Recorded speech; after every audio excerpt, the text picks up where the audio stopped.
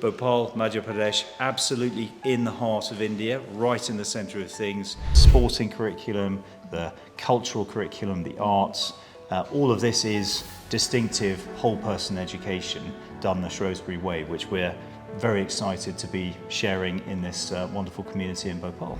Those social soft skills are incredibly important. If you talk to employers around the world, they'll say, yes, you need to have certain certifications at a very high level, intellectual mastery, all of those good things. Hello and welcome. This is Khushbu Bhatta, and today we have Mr. Leo Winkley, headmaster from Shrewsbury International School, UK. So welcome, Mr. Winkley. It's lovely to be with you in India. What a wonderful time I'm having visiting. We are glad to have you, and we are glad you chose Bhopal. But at a time when Tier 1 cities like Delhi, Mumbai, and Bangalore, they have emerged as educational hubs. So, what motivated you to pick Bhopal? Well, Bhopal is an educational hub of the future, without doubt. There's a huge amount of energy happening here. There's a real sense of the deep appreciation of the value and power of education. Bhopal, Madhya Pradesh, absolutely in the heart of India, right in the centre of things. And there's a wonderfully strong connection in terms of motivation with our partners, the Jagran Social Welfare Society. They know about education in India. We know about British boarding education done the best way. We're really excited to be partnering with them. So, Mr. Winkley, we have several quality schools here that offer advanced education. What do you believe will be the distinguishing features provided by the Shrewsbury International Bhopal? Well, there's a lot of things that make Shrewsbury International School India different. Firstly, a stunning campus, completely state-of-the-art, wonderful facilities, in a beautiful location, with lots of natural beauty around. Secondly, people and the whole person education that Shrewsbury offers back in the UK, where every minute of the day is learning, and you're a full boarding community, so you are learning to achieve mastery in your academic studies, but also through your social interactions, how you get along with other people, what you learn from them, and all of the things that you do in the sporting curriculum, the cultural curriculum, the arts. All of this is distinctive whole person education done the Shrewsbury way, which we're very excited to be sharing in this wonderful community in Bhopal. So, one of the major goals of Shrewsbury, as far as I can understand, is to prepare students for international level, right? International level education.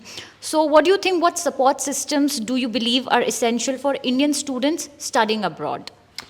Well, we all need the skills to be able to put ourselves in new contexts, and those are life skills learnt by working in communities such as boarding schools, where you have the chance to get to understand other people. Those social soft skills are incredibly important. If you talk to employers around the world, they'll say, yes, you need to have certain certifications at a very high level, intellectual mastery, all of those good things. Yes. But actually, it's the interhuman skills that really point out the difference. And we think that you learn those faster, better, more deeply when you're learning in a boarding community, which is what we're offering. So, in your experience, how do cultural differences affect the integration of Indian students in foreign universities or foreign institutions? Yeah, I think the world has become much more attuned to the idea of respecting different people's perspectives and how they view the world. And it's actually really important that universities, workplaces are increasingly inclusive places that value different perspectives.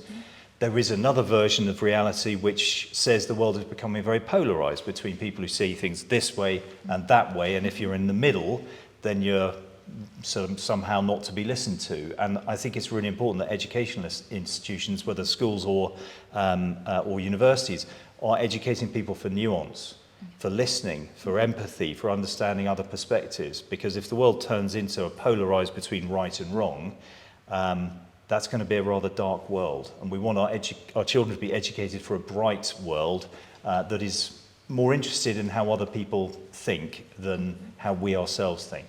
Okay, so coming to our last question, Yes. we know you don't have much time. Usually, private schools, international level schools, they have a heavy fee structure. So in India, we have RTE, that is Right to Education, where certain seats are reserved for the students from disadvantaged backgrounds. So maybe in future, would you like to do something under RTE or as maybe part of CSR? Well, I'll leave that for my excellent colleagues at Shrewsbury International School, India, to develop in their ongoing thinking. But I would certainly, as an educationalist, agree, and it's something that we do at Shrewsbury in the UK, is to widen access, to make sure that our communities are broad and inclusive, and we recognise that not everybody can find the resources to access what is a premium education product. But for the children in those communities, we want the societies to be broad and reflective of wider society, and to be agents and engines of social mobility, because education is about positive development, both of the individual and of society. And should be accessible to all. And it should. Yes. Thank you. Thank you so much for your time. Absolute pleasure.